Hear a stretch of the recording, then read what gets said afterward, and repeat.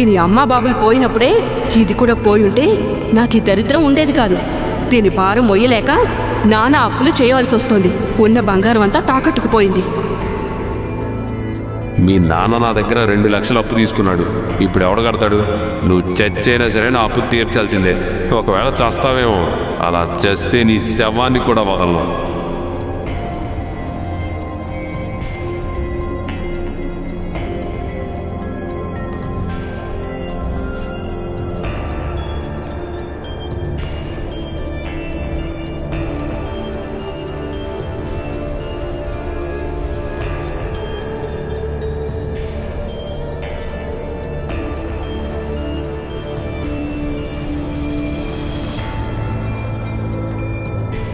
ఎవరూ లేని కాత్యాయనికి ఇలా ఇరుగు పొరుగు వాళ్ల సూటిపోటి మాటలు గుండెను మెలిపెడుతూ నరకంగా మారాయి.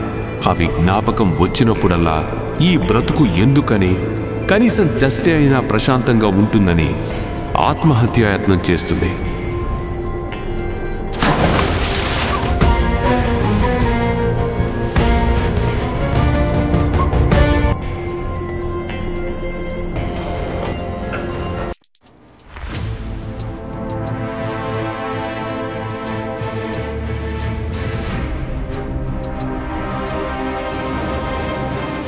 ఇప్పుడది ఎవడో లేని అనాథైంది.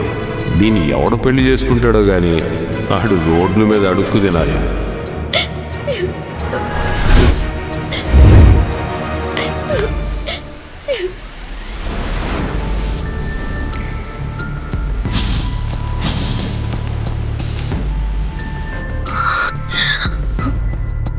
ఏమిటి ఈ పిచ్చి పని? ఎందుకమ్మా అంత తొందర? మరణం దైవ నిర్ణయం. ఇలా చీటికి మాటికి చావాలని ఆలోచించడానికేనా ఈ జన్మెత్తింది? అయినా చావాలనే ఆలోచన కంటే సమస్యలు పెద్దవా? ఒక్కసారి ఆలోచించు. ఇతనిలోనే ఇంతటి ప్రకాశవంతమైన వెలుగుని చూస్తుంటే నాలో ఏదో తెలియని ప్రశాంతత మొదలవుతుందండి. ఏంటి సఖి, సమస్యలకి చావే పరిష్కారమా? ఈ లోకంలో కష్టాలున్న వాళ్ళని చూస్తే నీలా వెటకారంగా వ్యంగ్యంగా మాట్లాడే వాళ్లే కనిపిస్తున్నారు. మాటల తోటాలతో చంపేస్తుంటారు. అయినా ఎదుటివారి గుండెల్లో ఉన్న బాధని అర్థం చేసుకోవడానికి నువ్వేమైనా దేవుడివా? మామూలు మనిషివే కదా. బాధల వెనుకున్న భావోద్వేగాలు కూడా అర్థమయ్యాయి. కానీ దానికి చావు పరిష్కారం కాదు సఖి. నా పేరు సఖి కాదు. అయినా నువ్వెవరు నాకు చెప్పడానికి? నేనా? నా గురించి నేను చెప్పుకోవడం ఎందుకులే, ముందు ముందు నీకే తెలుస్తుంది. సరే, నీ పేరేమైనా చెప్తావా స్వామి? ఆహా, స్వామి అనే పిలుపు ఎంత మధురంగా ఉంది. నాకింకా చాలా పేర్లున్నాయి, కానీ నువ్వు గోవింద్ అని పిలవచ్చు. చూడు గోవింద్, నువ్వు చెప్పే మాటలు నా చెవుల వరకే వెళ్తాయి, కానీ నా మనసులోకి మాత్రం వెళ్ళవు. సరే సఖి, నీకొక చిన్న కథ చెప్తాను. అనగనగా ఒక పక్షి. దానికి నీలాగే చాలా బాధలున్నాయి. బాధలు పోవాలంటే చావే పరిష్కారం అనుకుని చనిపోదామనుకుని ఒకరోజు మంటల్లో దూకబోయింది. అదే సమయానికి ఒక పెద్ద ఏనుగుకి చిన్న ముళ్ళు గుచ్చుకుంది. ఆ ముళ్ళు వల్ల ఏనుగు చాలా బాధపడుతుంది. ఏనుగు బాధ చూడలేక ఆ పక్షి ఆ ముళ్ళు తీసి ఆ ఏనుగు యొక్క బాధని తొలగిస్తుంది. దానికి ఆ ఏనుగు ఆ పక్షికి కృతజ్ఞత చూపిస్తూ, నిన్ను ఆ దేవుడే నా దగ్గరికి పంపించాడు అని చాలా సంతోషంగా చెప్తుంది. అప్పుడు ఆ పక్షికి ఒక ఆలోచన వస్తుంది. మనం కష్టాల్లో ఉంటే మన కష్టాల్ని కడతీర్చడానికి ఆ దేవుడు ఏదో ఒక రూపంలో వచ్చి సహాయం చేస్తాడు అని. సఖి, మన బాధల్ని కష్టాల్ని తీర్చడానికి ఆ దైవం ఏదో ఒక రోజు ఖచ్చితంగా వస్తాడు. ప్రతి సమస్యకు చావు పరిష్కారం కాదు. ముందు నీ ఆలోచనలు మార్చుకో.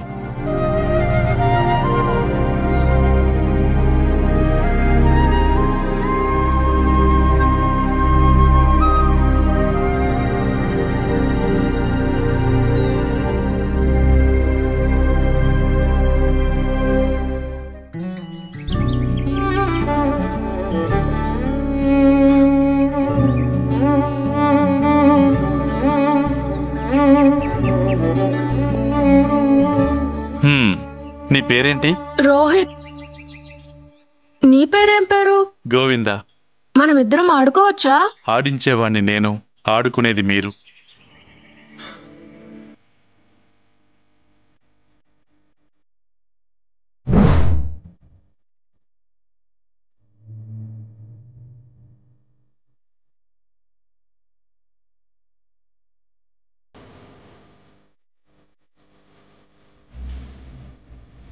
ఏంటి సఖి, ఐరన్ రాడ్డు బలంగా ఉందో లేదో చూస్తున్నావా? అసలెవరు నువ్వు? నా గురించి నీకెందుకు? నేనేమైపోతే నీకేంటి? ఎందుకు ఇలా చావకుండా నన్ను పదే పదే అడ్డుకుంటున్నావు? గోవింద్, మీరెవరో నాకు అర్థం కావడం లేదు. ఎలా వస్తావో ఎక్కడి నుంచి వస్తావో తెలీదు. అయినా మీకు నాకు మధ్య ఏ బంధం ఉందని ఇలా అడ్డుకుంటున్నావు? నా వాళ్ళని కాపాడుకోవడం నాకేం కొత్త కాదు కదా సఖి. నేను నీలాగా ఒక సామాన్య వ్యక్తిని. నీకు పెళ్ళయిందా? అయ్యింది. మరి నీ భార్య ఎక్కడా?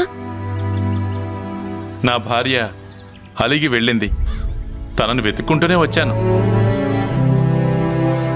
కానీ ఇప్పుడు నా పెళ్లి ముచ్చటెందుకులే. సరే కానీ నువ్వేంటి మళ్ళీ చచ్చిపోవాలనుకుంటున్నావు? మనకి కష్టం వచ్చినప్పుడల్లా ప్రతిసారి ఆ దేవుడు వస్తాడు, మనకి తోడుగా ఉంటాడు అని చిన్నప్పటి నుంచి వింటున్నాను. కానీ ఆ దేవుడు రావడం లేదు, నా కష్టాలు తీర్చడం లేదు. కానీ మనుషులు రాబందుల్లో కాల్చుకు తినడమే కాదు, సూటిపోటి మాటలతో చిత్రవధ చేస్తున్నారు. అందుకే చావాలని నిర్ణయించుకున్నాను. అమ్మ గడుపులో నువ్వు 9 నెలలున్నప్పుడు మీ అమ్మ నీ భారాన్ని కష్టంగా భావించలేదు కదా. అలాగే నిన్ను ఈ ప్రపంచానికి పరిచయం చేసే సమయంలో ఎంత ప్రసవ వేదన పడిందో ఆ మహాతల్లి. అలాగని నిన్ను వద్దనుకోలేదే. మరి ఎందుకమ్మా ఎవరో ఏదో అంటారని అందమైన భవిష్యత్తుని తుంచేసుకుంటున్నావు? సాక్షాత్తు పరమాత్మైన శ్రీకృష్ణుడికే తప్పలేదు అగ్ని పరీక్షలు. ఆ రాముడికి తప్పలేదు 14 సంవత్సరాల వనవాసం. ఇలా చెప్పుకుంటూ పోతే ఎందరో మహాపురుషులు, ఆ భగవంతుణ్ణి మెప్పించిన భక్తులు ఇంతకంటే ఘోరాతి ఘోరంగా బాధింపబడ్డారు. గోవింద్, మీరు చెప్పేది నిజమే. మీ మాటలు నాలోని భయాలను తొలగిస్తున్నాయి. అయినా నీ మాటల మంత్రంతో నన్ను మాయ చేస్తున్నావు గోవింద్. ఈ ప్రపంచంలో ఎవరి దగ్గర దొరకని ఆప్యాయత మీ దగ్గర దొరుకుతోంది. నా మనసులో నున్న అలజడి ప్రతిసారి నిన్ను చూసినప్పుడు మాయమైపోతుంది. గోవింద్, నా కోసం ఒక నిజం చెప్తావా? అడుగు సఖి. అసలు నువ్వెవరు? ప్రతిసారి నా కోసం ఎందుకు వస్తున్నావు? నా మనసు ఎందుకు మారుస్తున్నావు? కష్టాల్లో ఉన్న మనుషుల్ని రక్షించడం తప్ప? అది నా ధర్మం. అయినా నీ ప్రశ్నలన్నిటికీ ముందు ముందు కాలమే సమాధానం చెప్తుంది.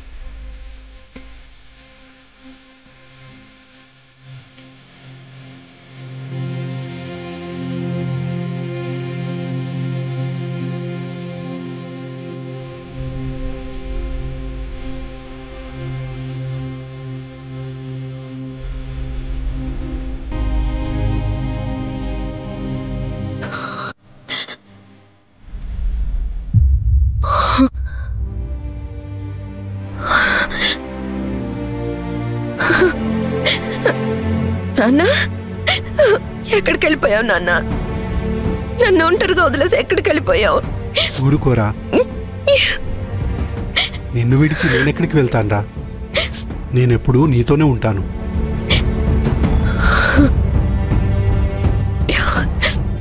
ఏమేం తల్లి, ఎందుకు అంతలా బాధపడుతున్నావు? నాన్న, జీవితమే ఒక అబద్ధం అయిపోయింది నాన్న. ఈ చుట్టూ ఉన్న మనుషులందరూ అబద్ధమే. వాళ్ళ మనసులో అబద్ధం, వాళ్ళ మాటలో అబద్ధం, వారి ప్రేమ అబద్ధం. ఈ సమాజంలో డబ్బుకున్న విలువ మనిషికి లేకుండా పోయింది నాన్న. సమాజం అంతా క్రూరంగా మారిపోయింది. అలాంటి సమాజంలో ఒంటరిగా నిలబడి నిజాయితీగా డబ్బు ఎలా సంపాదించగలను నాన్న?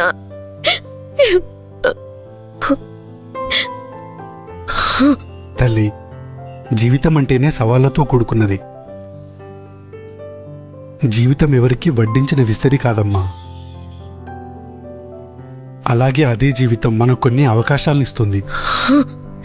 ముఖ్యమైన విషయం ఏంటి అంటే, ఆ వచ్చిన అవకాశాన్ని మనం గుర్తించడం, ఇంకా అవకాశాన్ని సద్వినియోగం చేసుకునే ప్రతిభ మనలో ఉండాలి. ఈ ప్రపంచంలో గొప్ప వాళ్ళందరూ అలా వచ్చిన వాళ్ళే. అందుకే ముందు నిన్ను నువ్వు నమ్ము. ఆ తర్వాత ఈ మొత్తం ప్రపంచమే నిన్ను నమ్ముతుంది.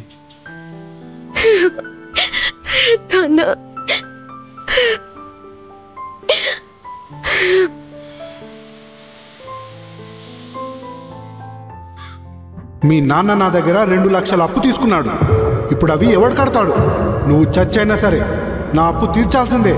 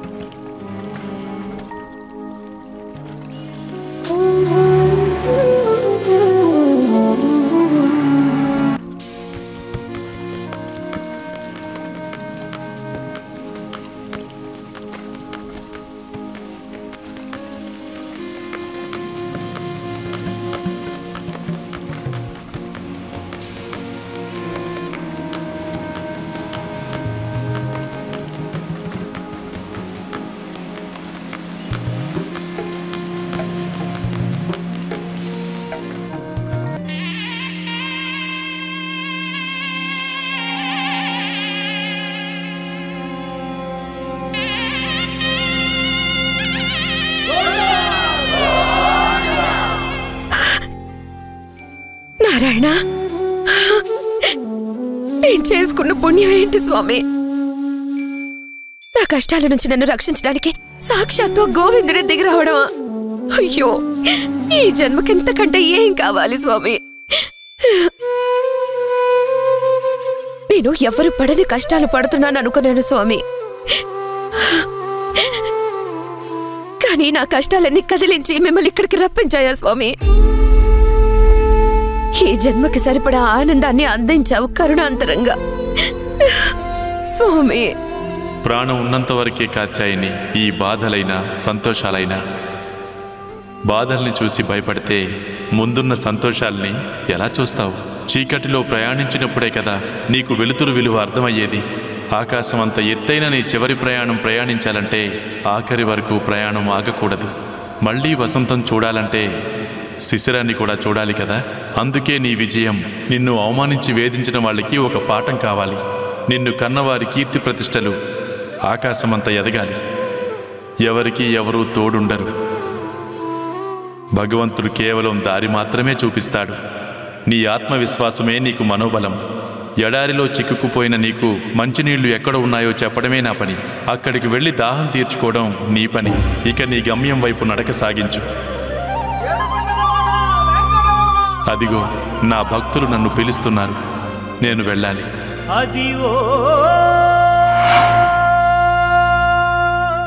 తిరుమల కొండపై ఉన్న 7 కొండల వాణ్ణి ఏ పేరుతో పిలిచినా పలుకుతాడు. కాని ఆ స్వామివారికి గోవిందా గోవిందా అని పిలిస్తేనే ఎనలేని ఆనందం. నేడు తిరుమల తిరుపతి 7 కొండలపై గోవిందుడిగా కొలువు తీరి మనందరినీ రక్షిస్తున్నాడు.